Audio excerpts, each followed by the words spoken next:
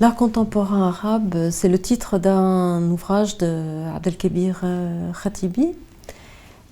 C'est toujours difficile de donner une identité nationale à un art contemporain, surtout dans un moment comme aujourd'hui où les artistes sont dans des identités transnationales, voyagent beaucoup.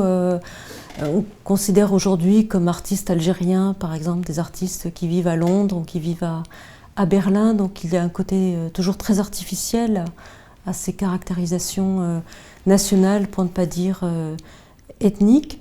Ce qui est sûr en tout cas, c'est qu'il y a aujourd'hui une explosion d'un art contemporain de tout le monde islamique ou de tous les pays référés au monde islamique ou à l'islam de manière beaucoup plus générale.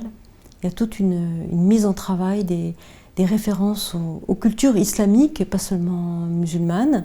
Une demande en ce sens, il y a un marché, ça c'est certain.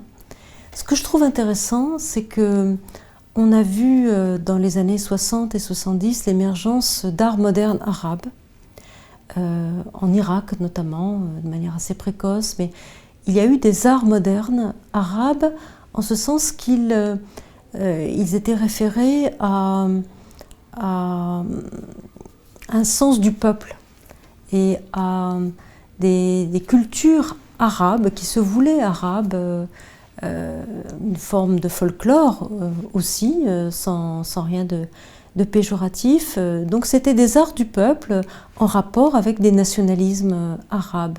Et puis cette sensibilité a été un petit peu délaissée au profit de recherches artistiques plus individuelles, plus libres en un sens, plus contemporaines.